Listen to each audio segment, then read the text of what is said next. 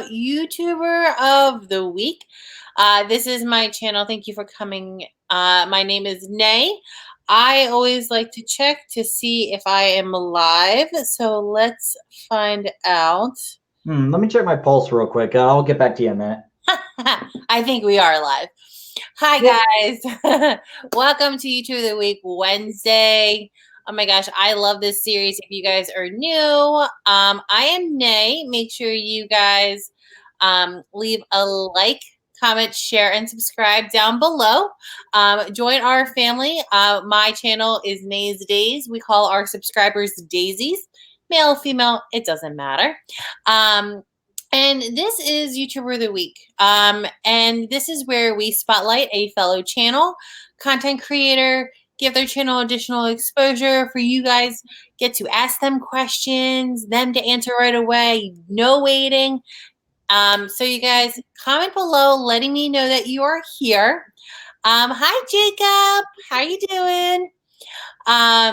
Yes, make sure you guys say hello. And if you guys do share this video, make sure you tag us in there so that more people can come and join us. So now we are going to get started. I'm so excited. So, Mr. YouTuber of the Week, would you like to introduce you and your channel and tell us what you're all about? Absolutely. My name is Stephen McAlister, and I run a YouTube channel called Tostemac. And originally, I thought about calling the subscribers I have the Toasties, but I think that might be taken by a bigger YouTuber, Cinnamon Toast Ken, so I might not want to face any copyright issues or anything like that.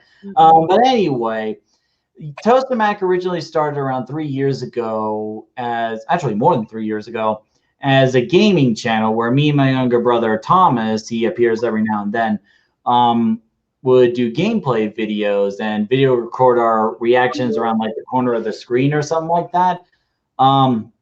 But once I started introducing the autism vlogs into the mix, that's when Tostemac started to get its own identity.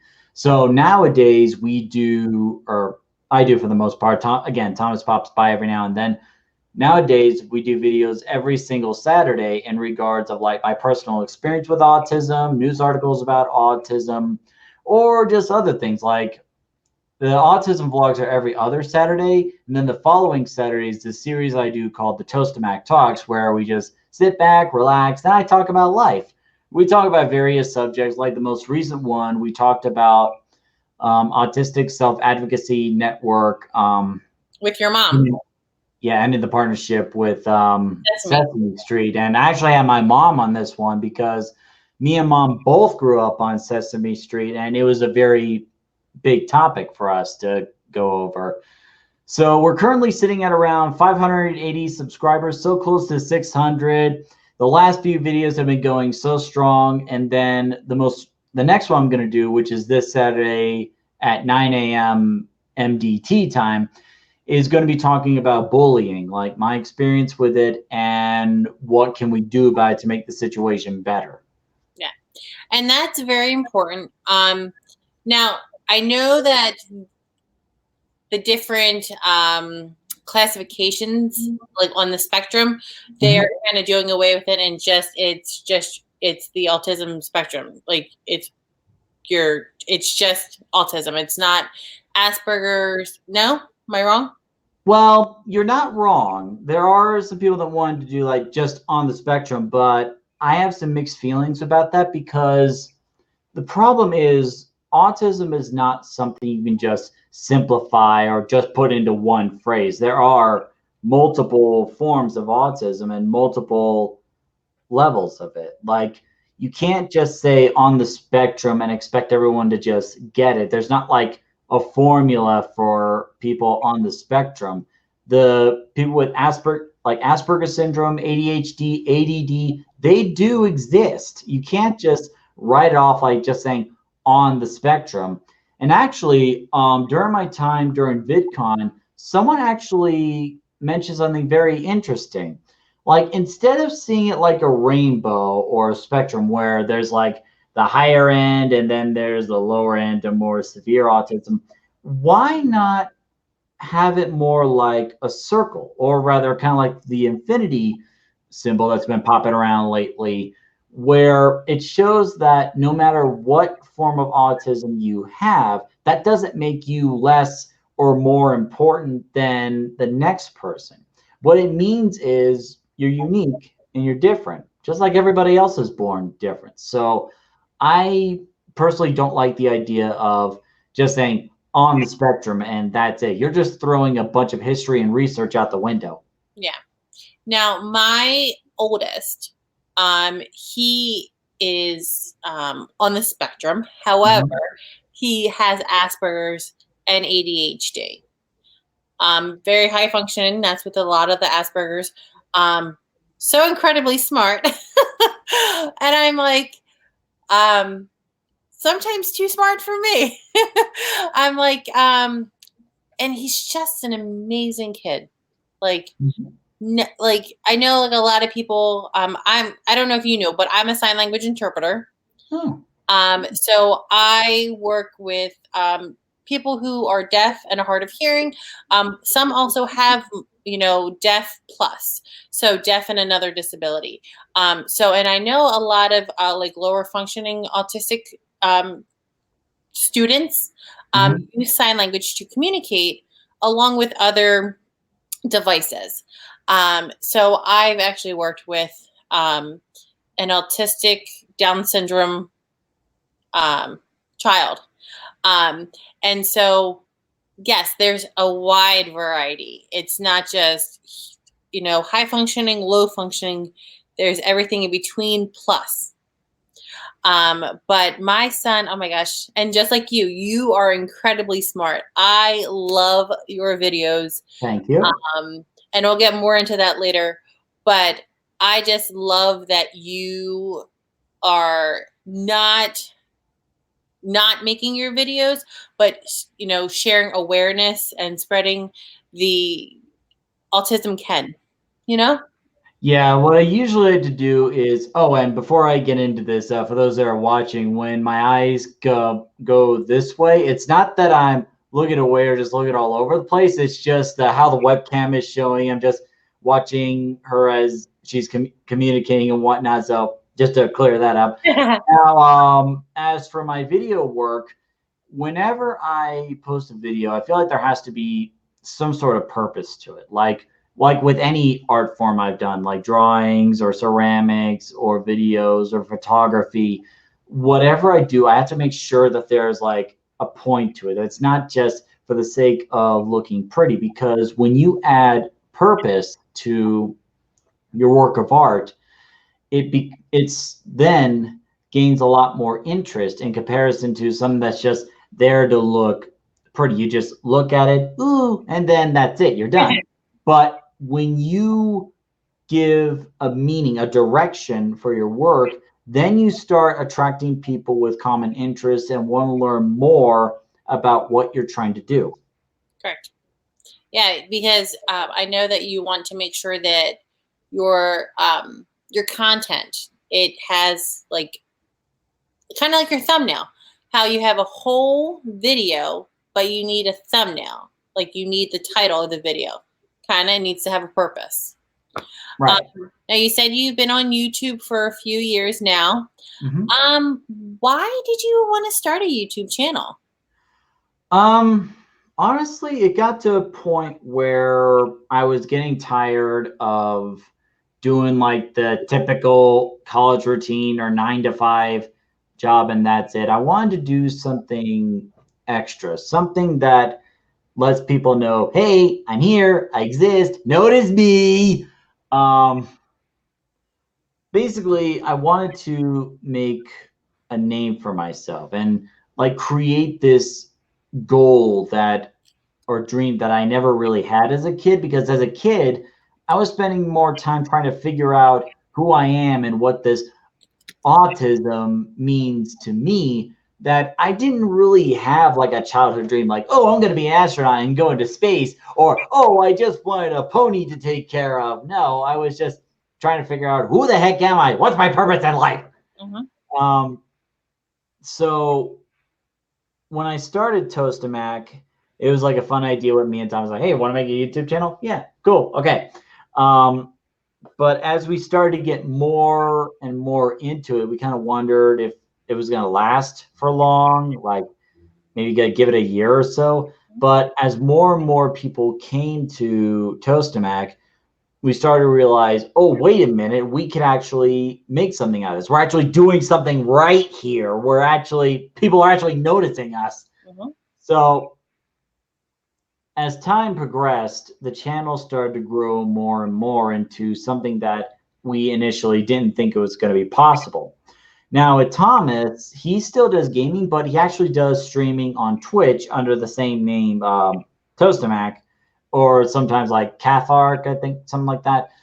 Now his Twitch channel has over 1,000 followers, and he actually orchestrates like Smash Brothers tournaments and streams, and like goes to weekly Smash tournaments now. And it was thanks to the exposure that he got and the practice he got from making the original videos from Tostemac that he's able to grow this much. That's and awesome. For me, thanks to the autism work I do on Tostemac, I'm able to show that off to events and be like a speaker, kind of like with this, and some radio events I've been on. And there were a couple times I've been on web shows before. And the nice thing about how it is now is that I can proudly present it to other people. Whereas back with the gaming videos with my full-time job, where a couple people might recognize, oh, wait, you do this thing. And I feel split about that. Like, on the one hand, it's like, oh, wow, people actually see my work. And on the other hand, oh, crap, people actually see my work. Yeah. So, like, gaming videos aren't exactly popular in the work field. You might get in trouble with your boss on that. Just a little bit. But with the autism videos, it's a different story. You're educating people, you're spreading awareness. People tend to be more attracted towards that stuff, even in the work field. So there you go. I get it. Yeah, because it's kind of like a sticky situation, especially with work, depending on what your content is. If people at work know about your channel, like, yes, you want to like promote your channel, you want people to subscribe, but then it's like you watch, like, it's like that fine line. It's like, yeah, and actually, I shouldn't. And actually, one of the videos I made during Autism Career Month in April was talking about tips and tricks on how to keep your job once you do the interview and job searching and resume building process. And one of the tips I mentioned was be careful on what you post on social media, because if your boss ends up finding out, then you're going to find yourself the next morning in the manager's office saying, so I was just the next morning, and could you care to explain all this? Oh my goodness. But it was a good thing. But still, it's kind of scary at that point. Oh, that's pretty awesome. Yeah, so it is pretty cool to like network yourself. But again, that is a great tip for anybody. If you don't want your boss to see, don't post it on social media. If you're calling out, don't post that you're going to the beach. Yeah, definitely. That's definitely something to avoid. And this brings up an important point for any content creator out there, like YouTube, Instagram, Facebook, Twitch, whatever, is when you make the content, be sure to understand who you're making it for. Like, what is your audience? Are they like anime lovers? Is it people within the autism community? Is it for as many people as you can? And it's very important to keep that in mind, especially when you're making videos like I do and have a script to go with it. I usually proofread it and then show it to my mom, who is a neurotypical, but also knows about the autism community and whatnot, so she knows what I'm talking about.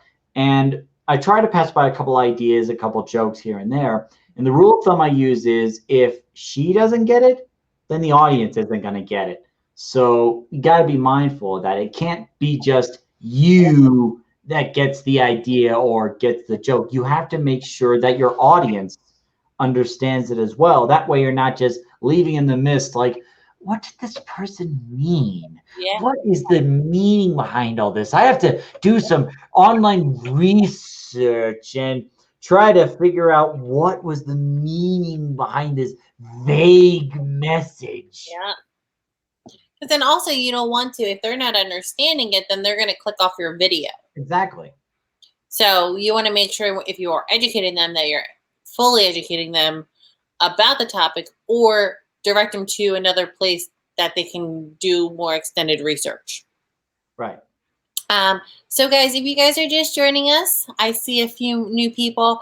Welcome to YouTuber of the Week, guys. This is Tostemac. Steve, he's amazing. Yeah.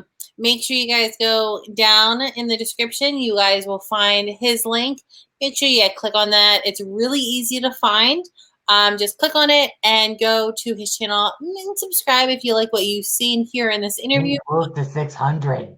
Yes, he is almost at 600 subscribers. We're not sure what to call his subscribers yet. We're not sure if they're toasters. We're not sure if they're toasters. Oh, that's a terrible idea. Oh, toasters.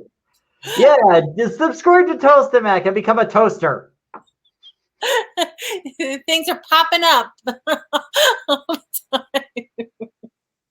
You know, if I saw like toasters in the chat, then I honestly wouldn't be surprised at this point. And guys, look, I made him a sign. Subscribe to Tostemac. Oh, yeah. Look, I even added flames to it. So if you guys are just joining us, guys, go in the description, find his link. I'm going to come back. And if you guys are here, just say hello. Hi, Joey. Jacob says, I have Asperger's too. Okay. I found out I had it in the 5th grade. Hi, Finn. Hey, how's it going? So Jacob, I believe, Jacob, you may correct me if I'm wrong. I think he just turned 14. I could be wrong, Jacob. It's been a very long week. We have a lot of personal issues going on, so I might, forget. But yes, so he has Asperger's, and he is thinking about starting a YouTube channel. Jacob's here. I'm going to put it on here so you can see. Jacob says, I was thinking about calling his fans toasters before you even. I was thinking about calling his fans toasters before he said, oh, Lord. Pretty soon this is probably going to become a thing where the audience is like, yeah, let's be toasters. But it's spelled differently, so it's okay. Oh, I see what you mean. Okay. Yep, Jacob just turned 14. Right, cool. And so with being now, what kind of on the where are you on the spectrum? Wait, me or Jacob? You. Oh, me. I have Asperger's syndrome. Okay. Now, how Jacob has that as well. And he's actually thinking about starting a YouTube channel. So, and I know it's a lot different than a person who doesn't have Asperger's.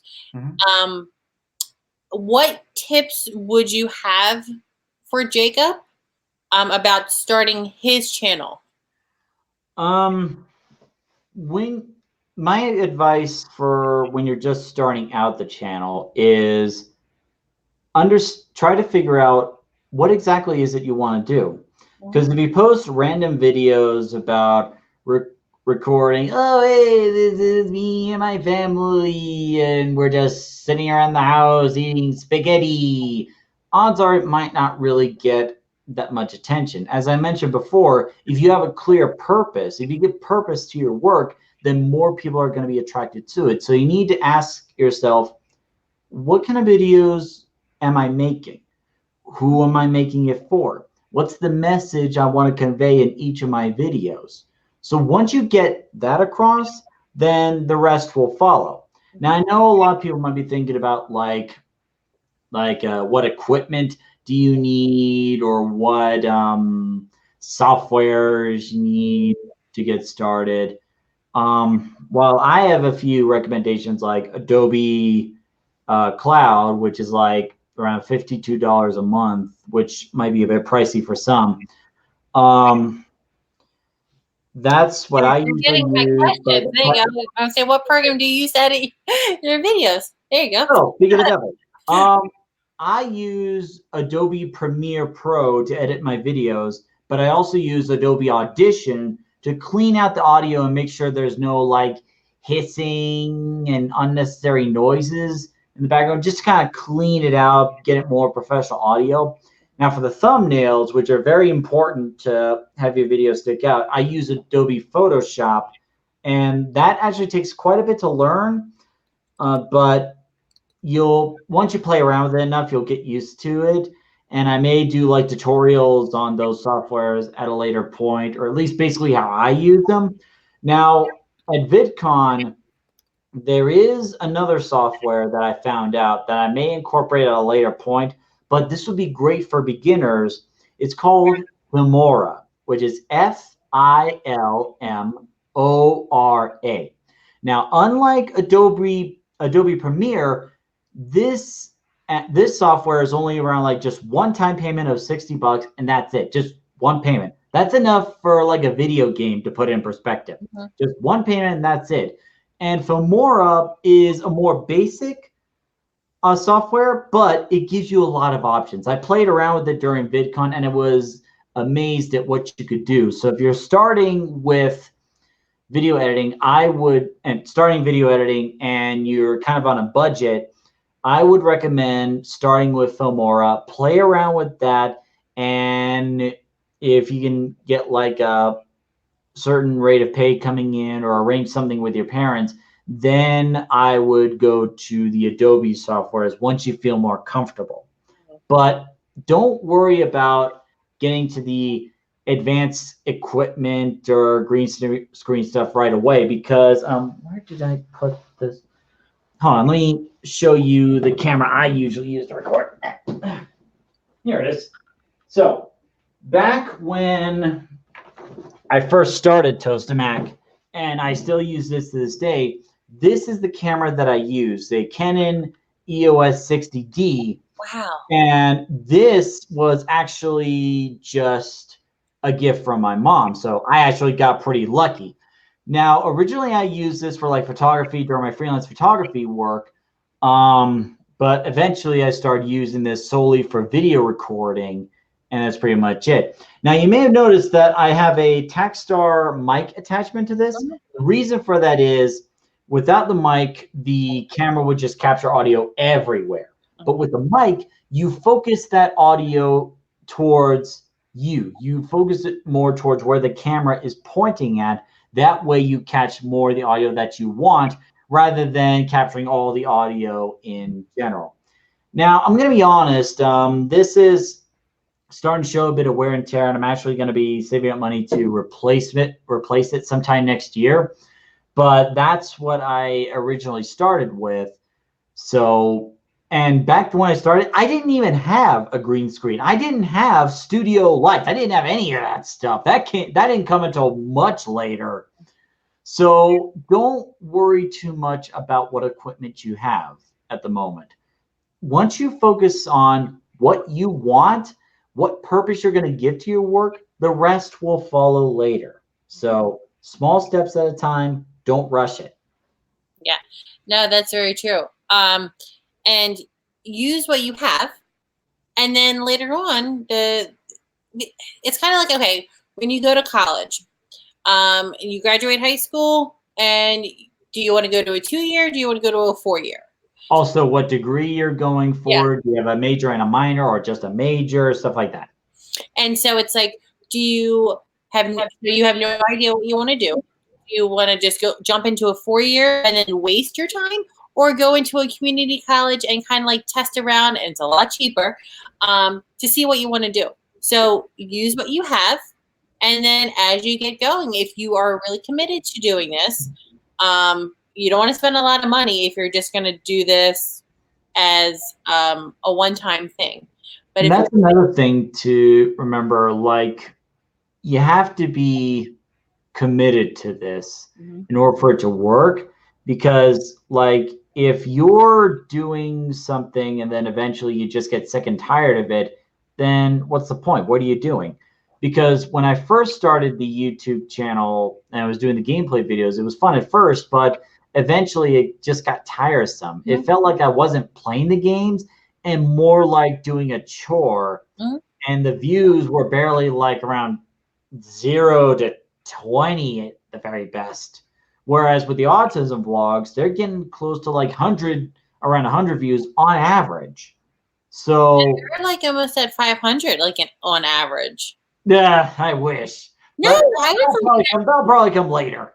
Oh, I've seen some that are up there. But no, I mean, yes, if you were just doing a channel and you're just like, hi, welcome to my channel. Thank you so much. We're going to talk about and you're monotone, no one's going to watch your channel. If you were just doing a video just to put up a video, your heart's not in it, people will know. There was actually like a couple YouTubers I saw where they're like, hello, well, like they hit the record button, they don't cut that part out, they walk over and it's like, hi, welcome to the channel. I don't like, and I kid you not, that's what they were doing. And I messaged them a couple times in the comments like, hey, I get the message you're saying, but try to focus on your presentation a bit more. Don't show the parts where you're hitting the record button and then turning off the recording button. And it's like, but then I see a couple videos later on where they're not taking the advice and they're still doing the same thing over and over again. Like, hi, welcome to the channel.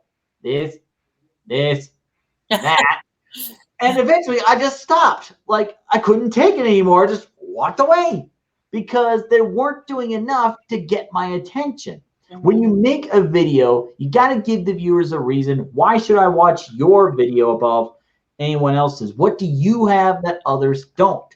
So like with the autism videos I do, it's not just me giving the information. It is also a performance, a presentation about how you give the information. Like, do I use animations, like moving images around? Do I use A shot and B shots, or just A shots if I want to focus on a more serious video like the video I'm going to do this Saturday? What kind of video are you doing, and how are you going to separate that from the rest? What's going to catch people's attention? Those are the things you need to think about whenever you make a video.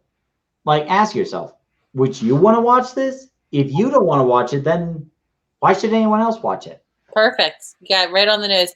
Hi, Tony. How you doing? Do you know, Tony, 2 cool reviews from our YCA group? He came to support you. I think I saw some of his videos a couple times. I actually enjoyed them. Yeah. So that's his name. He's on. He wanted to come say hello. He said, "What's up, guys?" What's up? It's true. Everything that you're saying, I'm like totally like, yep. If you guys are starting a YouTube channel, just what Steve said, if you personally would not watch what you're making, what's going to be the reason for other people to watch? So in a sense, you have to be the hardest critic. Like you have to set the standards. And what's one of the nice things about making a YouTube channel or doing stuff on social media, you set the standards, you set the schedule. Like I set my schedule to be like 1 video a week until this good doctor pops up again, and then I'll do that stuff on Fridays. But you have to set the expectations. And as you progress in the YouTube channel, as you're getting more viewers, those standards need to go up. It can't be the same thing over and over again, because eventually people are going to get sick of it. Yeah. And so that was another question I have. What does your current upload schedule look like? And you said every Saturday. So guys, particularly every Saturday morning at 9 a.m. MDT time, for 2 reasons. One is it gives me enough time to post it and promote it before I have to go to work. But also people are more likely to watch the videos on a Saturday morning rather than like a weekday or a Saturday evening, because weekdays you got like work, school, or whatever. But Saturdays you don't really have anything. And if you're watching it in the morning, then there's a better chance that they'll watch it rather than like the evening where they're probably out to a restaurant or playing video games or getting ready for bed wherever they are. So the morning's your best shot. Yep. Now, as I mentioned before, I do make an exception for the Good Doctor, which is like every Friday I do the Good Doctor discussion after a video, after an episode has passed, where I share my thoughts on the matter. So that's the only exception, really. Mm-hmm. That and if there's other funny things I want to post. So are you saying that when they subscribe to your channel that they should hit the post notification bell so they will get updated? Yes, absolutely. You Hit that subscribe button, you help the channel grow, but you also hit the bell to let you know, oh, look, there's a new video. Yep. So guys, like I said, make sure you guys look in the description below. Subscribe to the YouTuber of the Week. He is amazing. And while you guys are on the stream, guys, make sure you click on my subscribe button too. Leave a like on this live stream. It's free. It really is. Comment down below letting me know that you're here, and also share this with everybody. This is our YouTuber of the Week. I need attention. Yes, Steve wants attention. Go find. And his videos are really, really amazing.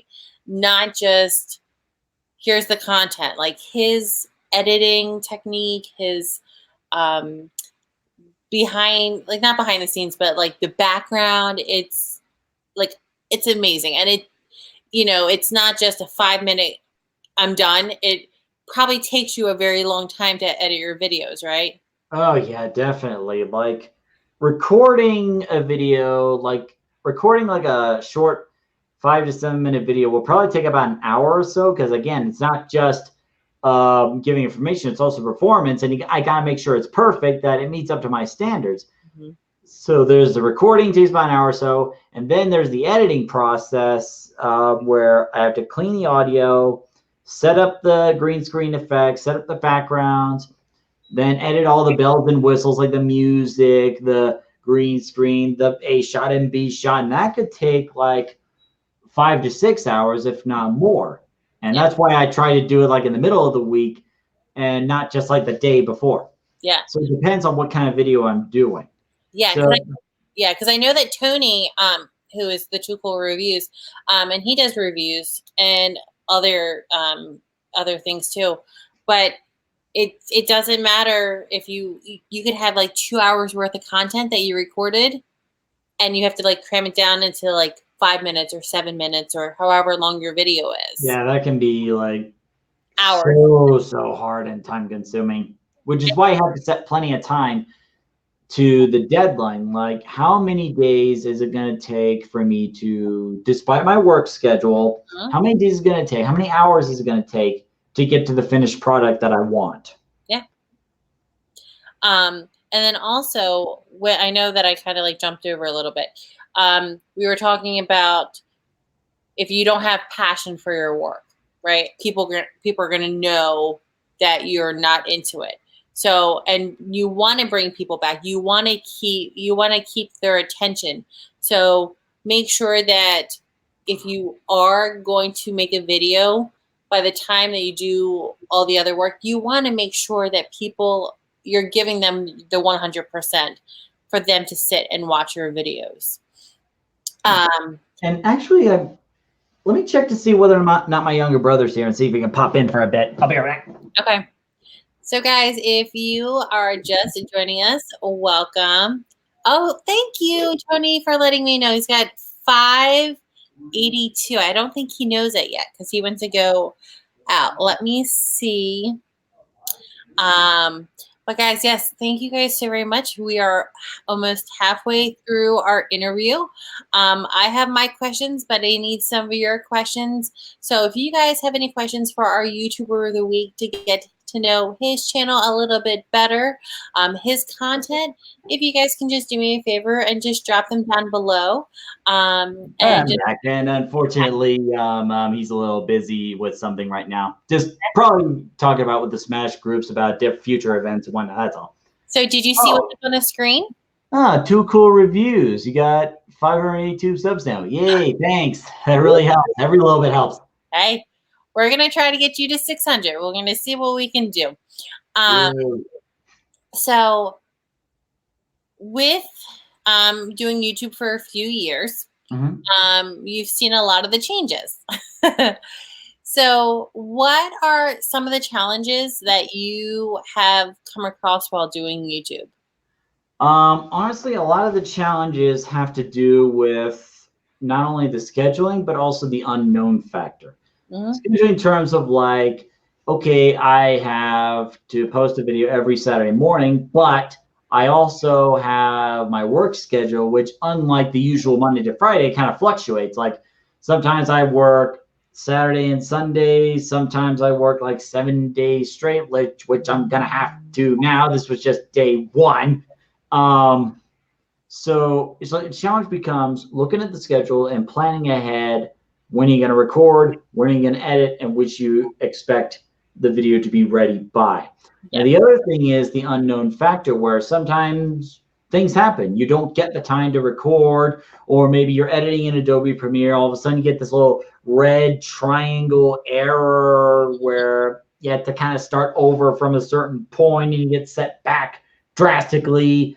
So there are a lot of things that can happen, and you got to prepare for that. And in the event where you're not able to get the video up to your standards in time, then you have to explain, like you have to send out a message on social media like, hey, just letting you know the video is going to be delayed for like a week or so because there were certain difficulties. I hope you understand. And make sure that you explain to them what's going on, because if the audience really loves your work, they're willing to wait And as long as it meets your expectations. You shouldn't have to rush a video just to meet a deadline, because they're going to notice if you rush. But if you put 100% towards your work, if the people love your work, they're going to wait. So that's just another thing to take mostly the things to take into consideration, like the schedule and the unknown factors. So I noticed that you mentioned that you work. So YouTube is a job that you work really hard on that you don't get paid for. But you do it because you love it. And we love having, I love that you have a channel. But a lot of other YouTubers, they just do YouTube full time. Would that be one of your goals? Or do you like having both? So, sorry, what was the question again? I had to send a quick message to someone. Sorry. No, that's okay. You work and you also do YouTube. So yes, and the reason had like 2 jobs. Yeah, and the reason for that is the YouTube channel is not at a point where I can start monetizing the videos and make a bunch of money like Markiplier and the others. And also the other reason is, and this is an advice I got from VidCon when I had the creator chat with Jay Shetty, your income should not solely rely on an algorithm, because the YouTube algorithm keeps changing over time. So it's not going to be like the same thing. Sometimes the algorithm changes and your videos could get demonetized or not get as much income. Like a lot of gaming channels had actually suffered in terms of like income when the algorithm started to change. And some of them had to like change course. Some of them had to like make separate channels to make content that's can catch people's attention, stuff like that. And so basing your income on an algorithm is not the best idea. It could be like a side thing, but it shouldn't be the main thing. You should have multiple sources of income if you're going to do something like this. Like the Home Depot job I have is basically something I can do in order to like something I can do in order to have money go into the account so that way I can keep doing the stuff I love doing. Yeah. So you got to do the job that you may not love to do help support the one that you do love. Well, on that note, it shouldn't be just a job to earn a paycheck. It should be a job that you enjoy, because if it's a job that is something you're not going to enjoy, then that is going to reflect on your videos. Like how you're feeling is going to reflect on your recording, your editing, and whatnot.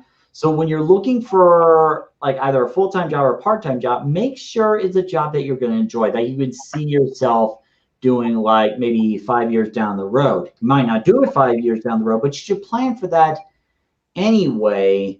So that way you have the mentality of, okay, I'm going to have a nice day at work. And then when I get back, I'm going to give it my all towards the YouTube video. Yeah, that's very true. Because like if you find a job that you don't really love, then you wake up and you're like, oh, I gotta go to work. And it's like with YouTube, it's like if you are like strict on your deadline and you're not giving your all, you're just doing it because you feel like you have to. It'd be like, oh, I gotta make another video. Yeah, Your exactly. audience and your subscribers are gonna see that. Now, with the challenges that you've come across while doing YouTube, what is something or some things that you have gained out of doing YouTube? Some of the things I gained out of YouTube is connecting with other people online. Like I'm actually friends with a few people in London now, and Really cool. a lot of it also helped me out with my confidence and being able to speak in front of a bunch of people. Like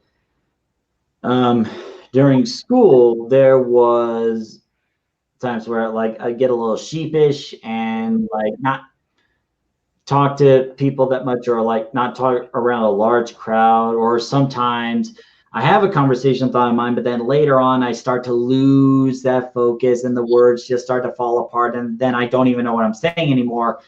But with the YouTube, it's a different story, where on YouTube you can post whatever you want. You're free to be yourself. That's one of the best things about YouTube. You can post videos on who you are and find the right audience. And it's just awesome being able to, like, there are a lot of friends I met because of YouTube. Like I met Josh from the Josh Speaks last year at VidCon. We're actually really good friends now. That's awesome. And it's been an amazing journey so far. Yeah, I think that is one of my like most favorite things about doing YouTube is the people that you've met. The friends that you would have never have met if it weren't for YouTube. Like I know like YouTube's just a platform, but it's a platform to connect people, you Right. know.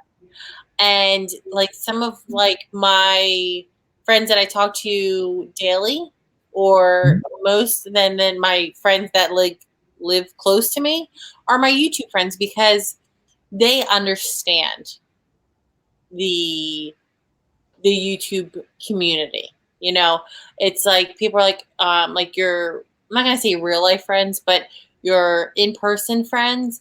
They're like, oh, can we do this, this, this? It's like, oh, I gotta go record a video, or I gotta do this, and they're like, oh, you're kind of like standing me up. It's like, no, it's, you know, I'm putting on, I'm making a show, I'm making a video.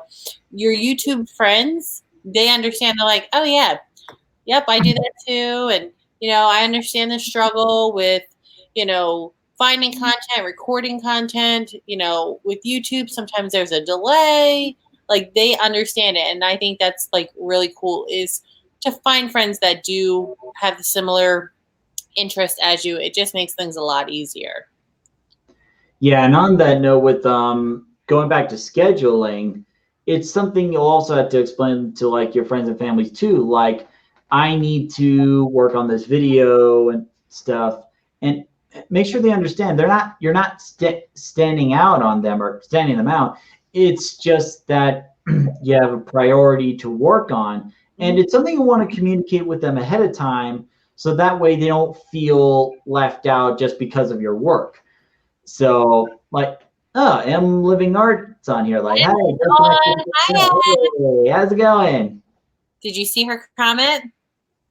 Yeah, hi there, Tostemac. Such a great channel. Thank you so much. Love the support. It's really amazing, and it's not to side rail or anything, but that's kind of like one of the best things about doing YouTube. Like sharing your work and sharing it with other people is like the best feeling you can have. Like there were a couple times where I got to go to events and showcase my videos in front of like a live audience, and seeing them like thinking about the video and laughing a couple times at some of the jokes I make. And you're like, that's good. That's good. They're laughing. Yeah, it's like the best feeling ever. Not only does it show that I'm doing something right, but people are actually enjoying the work and that I can keep doing it. Yeah. Yeah, Because like if nobody likes the work, then that kind of takes the wind out of your sail. you're like, I think I you know, I like it. I think it's good. And then when someone's, like agrees with you, you're like, oh my goodness, thank goodness. Or if some people like, they're like, I don't like it. You're like, oh, okay. And that is one of the challenges you got to deal with, not just YouTube, but in all work in general. It's like not everybody's going to like your work, and every now and then you're going to get comments that critique your work. And the important thing to remember from this, and this is actually something I learned from Miles Luna from Rooster Teeth, as he was talking about what's the difference between like bad comments that give good critiques and just bad comments for the sake of just hurting you or just hating. And it's not that easy. Like the line's very blurred. And as he describes it, there are a couple times where he reads like a bunch of comments saying a whole bunch of angry stuff and probably not looking on a sentence or two to look for typos. But then like they get a couple points like, oh, wait, this person actually has a good point. And it can get hard because like you have to read the comment closely and to its fullest to make sure if they have a point or if they're just saying it just to hurt. Mm-hmm. And if they actually have critiques or they're just saying it to hate, like you got to read the comment and understand what they're saying. Like if there are critiques on your video, then you need to pay attention to that and see like, okay, is this something that several people are saying or just this one? Yeah. Is it something that I can change? Is it something I can adjust? Or should I like respect their opinion but still stay the course? So it gets a little complicated when you deal with comments like that. So once you deal with those enough times, you tend to get a grasp of which comment to listen to, which one not to listen to, and how to navigate social media and improve your work to the best that it can be. Yep. No, it's very true. Hi, Jacob. I saw that you're on too. Guys, welcome to YouTube for the Week. This is Tostemac. He is amazing. Make sure you go check out his channel. Leave a like on this stream as well. So one thing that I have, and I know that you had your brother in, and I know that you've had your mother. For when you a few years ago, when you were thinking about starting a YouTube channel, not having any idea of what YouTube, like what all entails, when you presented this idea to your family, I'm just trying to find my question so I can put it up there. Mm-hmm. What do your friends and family think about your channel? Initially, it wasn't just like one big announcement. I've kind of been bouncing the idea around with the parents, and they ask questions like, what's it going to be about? Are you going to earn money out of this? Stuff like that. Mm-hmm. And so it was just like bouncing around at first. And I just mentioned that this would be a hobby. It's something that can work towards.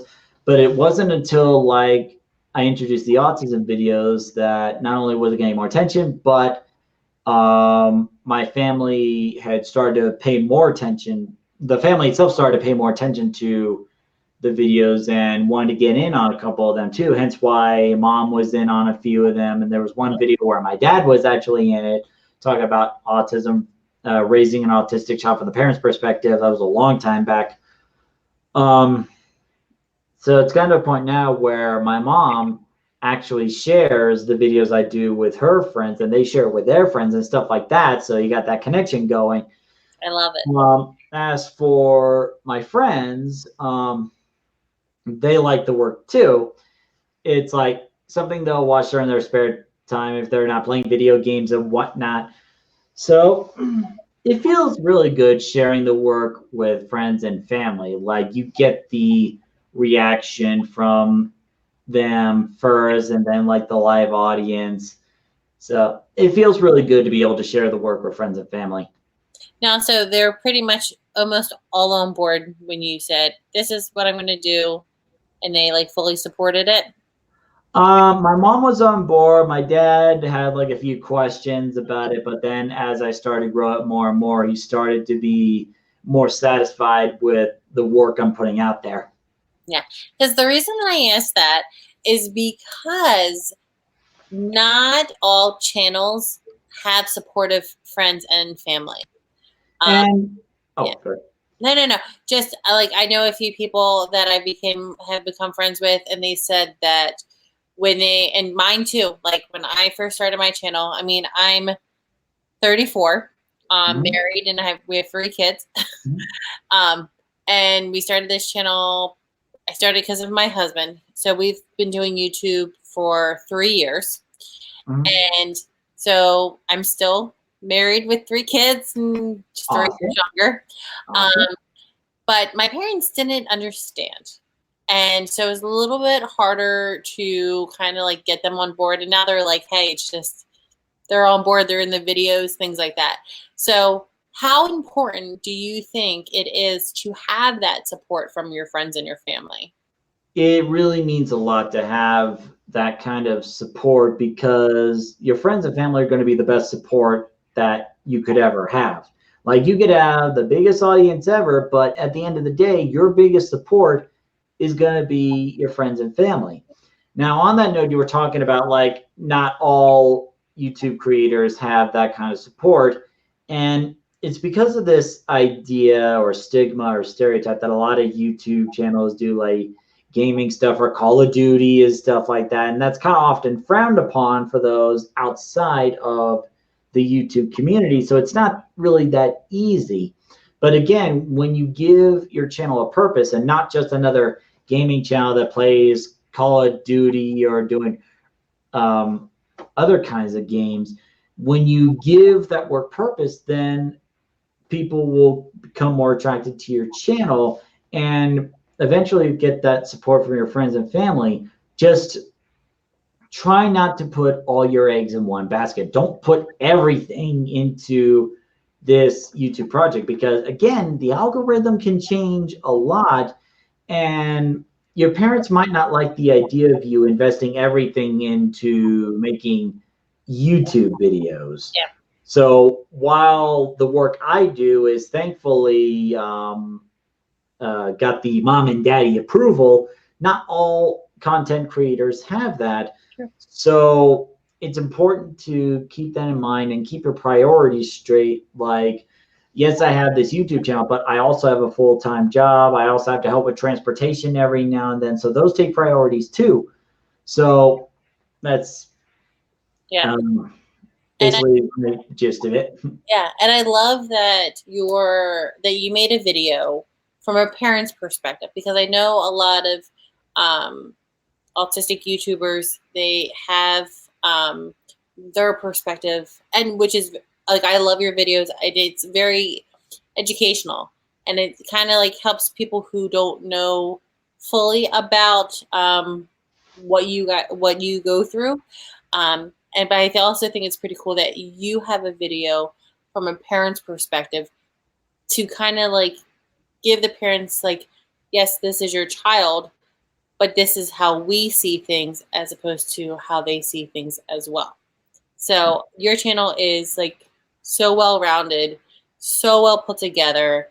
You can tell by the content that you have that you put time into it and not just throw a video together. Like, you're very committed to Tostemac, and I love that. I appreciate that. M says that's really cool that you have that kind of support around you. And she also said, I haven't told many in my family. I know they wouldn't understand. The ones that I have told have been very supportive. Yeah, I've actually seen a few of her videos, actually. It's kind of like watching poetry in motion. It's like seeing this painting come to life and kind of move around through the scenes. And it's a very unique and very abstract kind of video. So those who are more fan of the arts will definitely like that. Yeah. And although not everybody will get it, those who do get it will like get the word out there. Hey, check out this amazing artist, because there are quite a few YouTubers out there that do videos that aren't really within the realms of ordinary. Like the slow-mo guys with Gavin Free, they do random stuff, but they record it with super powered cameras to do it like really, really slow motion. And then there's like another YouTuber, I think her name was Sophia, where she is able to bend her body around in ways that is usually not possible. Oh, a She contortionist. literally make her feet touch her head by having them come around the other way. Oh yeah, they're contortionists. Like it's crazy. It's like, how? how does your body do that? It's like there was one video where she was doing like, oh, she mentioned, wow, thank you for that very kind description. So appreciate it. No problem. I call it how I see it. And she loves the slow-mo guys too. I really love watching those guys. And like there was one video where Sophia was using her feet to shoot a bow and arrow, which the arrow was on fire. She had to shoot the arrow through a hoop of fire and hit a bullseye on the target, all while like keeping your hands on the podium, having your legs all around. I think I've seen that. The bow and the other, and it was like arrow somehow, and then and she got it. Yeah, and she has millions of subscribers, and she doesn't do the typical gaming or vlogs that I do. She's just doing her own thing, and it works. It works. Once you find your niche or however you say it, hold on it and do it. Like M's, I know that I don't have that artistic ability, artistic vision, and her editing. Oh my gosh, I know that's not a 5-minute editing. That's like hours and hours and hours of editing. Yeah. Like 5 minutes would just get me, okay, so I have the videos on the workshop, and maybe I got the audio in, but that's it. Yeah. But yes, you're amazing. Jacob said he subscribed to you. Thank you, Jacob. Thank you, Jacob. Jacob also wants to know, have you ever watched McJuggernuggets? Yes, actually. It took me a bit to think about it. I was like, oh, yeah, now that's it. And at first, I thought there was like real life videos, like the dad just wrecking everything. Like, how can this possibly, how could he be possibly human? But then when he did that big reveal at the end of the series, like, oh, it's just an act. They love each other. I was like blown away. Like the acting was so good. It was so natural that I actually believed it was real. Yeah. Like the story he was telling through it, it felt like a real live vlog that his life was actually, oh my God. Crazy. Yep.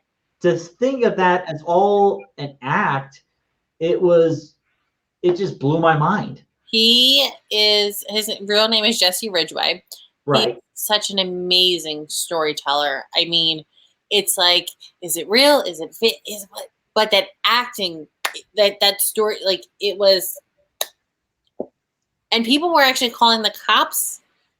Oh yeah, I remember that. There was people were actually calling the cops and like saying like, dude, just do something about it. The father's a piece of like, oh, it's like there were times he actually struggled. Like he said that he really wanted to say that it was an act, but he couldn't. Yeah. It was like, oh. Yeah. And that he did the Psycho series for 3 years, and that's like a long, long time. And he has millions of subscribers, and he's not doing like any special green screen effects or like doing education video. He's just recording a video, having people go through an act for an episode, and that's pretty much it. There's no fancy editing. Yeah. It's just telling a story. Yeah. His I'm not sure if you saw, like about a year ago, he had a series called My Virtual Escape. So if you haven't watched him in a while, I know you probably watched like. Yeah, it's probably been a while since I saw his videos and whatnot. So and he's had like many different series, storytelling, all of it. My husband was actually an actor because he lives in New Jersey. My husband was an actor in his not most recent series, but the series before that. So that was like really cool. Hi, Omar. He says, sorry. Hey. Guys, this is Tostemac. Make sure you guys go subscribe to him. We have one last question. Jacob says, I love Jesse. He's amazing. He does an amazing job with Storyfire app on his YouTube channel. So Omar just joined us, and he wants to know what inspired you to start a YouTube channel, because he didn't see it from the beginning. All right. So the reason I wanted to do a YouTube channel was because I want to make a name for myself. Like, I didn't just want to do the typical 9 to 5, go to sleep and have fun in between while you can, and that's it. I wanted to do something that was within my control, something that I can make and something that I can be proud of. So I proposed the idea to Tom. I was like, hey, want to make a YouTube channel? Yeah, great. So originally it started out as a gaming channel where we would just make videos for games and fun and whatnot. But after the autism vlogs came into the picture, then that's the point where Tostemac started to create its own identity and not just another gaming channel. So from that point, I could make a name for myself and can make a project that I'm really proud of. Whereas like with the gaming stuff, like if someone says, oh, I love watching your work, like, oh, this person liked my work. And then, oh, crap. Yeah, it's really like my work. And this could get back to my boss. Yeah.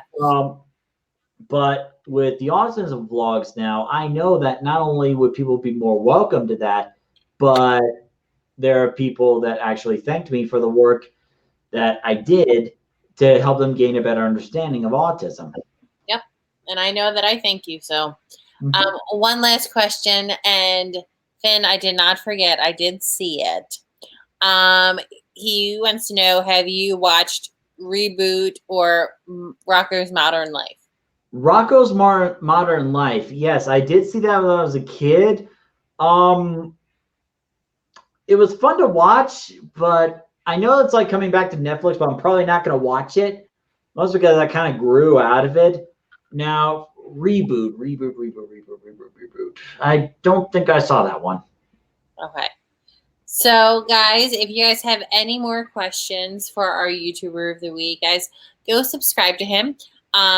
And you're on all social medias. You're on Twitter, Instagram, Facebook. What is the best social media for them to contact you?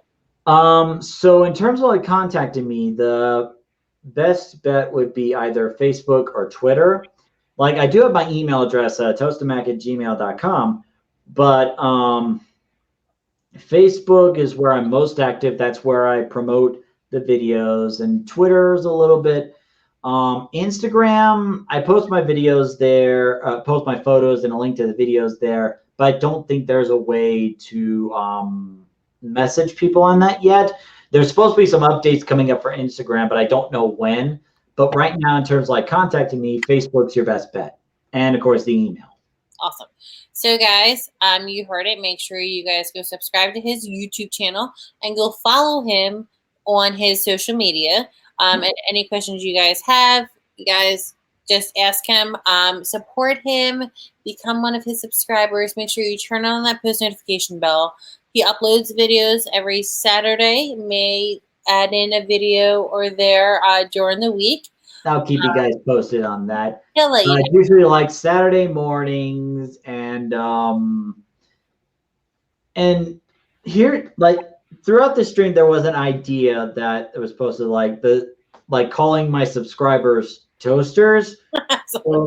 What do you guys think about that? Do you think that's just too silly, or do you think that's something that could actually be done? I mean, I think what you should do is, I think you should either make a poll or make a video and ask your subscribers, like, hey guys, what do you want to be called? It's just, I feel like it would be so weird for me to say like, hi there, my toasters, or hi, fellow toasters. Well, think about it. Think about it. And Jacob says you can DM people on Instagram, which is true. I DM. Oh, okay. Okay. So I want to thank you, Stephen, so much for being this week's YouTuber of the week. I know that I was so excited to have you. I'm so excited to have you in our Facebook support group, YouTube Creators Alliance. Thank you for being an awesome member in that, and just being an amazing content creator. Keep doing what you're doing and spreading awareness, spreading your knowledge of gaming, and just autism, really. Oh yeah, of autism, but I'm saying some of gaming too, if you wanted to. But I'm going to ask you just to hold on 1 second after I close out. But is there any one last thing that you want to tell everybody who's watching this? Aside from subscribing to Tostemac, of course. The one advice I can give to anyone who wants to be a content creator is basically like there's 4 steps that Jay Shetty had mentioned. The 4 steps of passion is like find what you love doing, be good at it, find out what the world needs, and then find a way to make money from it. Those are like the 4 steps of passion. It's something my dad usually says, like, find what you love doing, make a living with it. But whatever path you choose, make sure it's something that you really believe in and it's something you're really passionate about. Because people can tell the difference on whether you're passionate about something and you're not passionate about something. And if you're not passionate about it, what's the point of doing it? True. That is so true. And guys, for everybody who's watching this, I want to thank you guys so very much for watching this video. Thank you so much for taking time to watch YouTuber of the Week, for coming to my channel. You guys know that I really love this series. I love collabing with other YouTubers, giving their channel that additional exposure for you guys to get to know them. It's not just about us, it's about them too. So go check them out. And make sure you guys come back next Wednesday for a new YouTuber of the Week. And also on Sunday, when we go live on Sundays with the Hagertys, I will announce who will be next week's YouTuber of the Week. As always, I always do 9 p.m. Eastern Standard Time. So in case you don't turn on that post notification bell, or if you do and you don't get notified, at least it's the same time every Sunday and Wednesday. So guys, I hope that you guys have an amazing night. I hope that you guys always think positive and never give up, that you live life to the fullest and be the reason that someone smiles today, and be kind to one another, and know that I love you guys so very much, and I will see you guys when I see you. Bye. See you later. So what did you think? That was definitely a lot of fun. I really enjoyed it.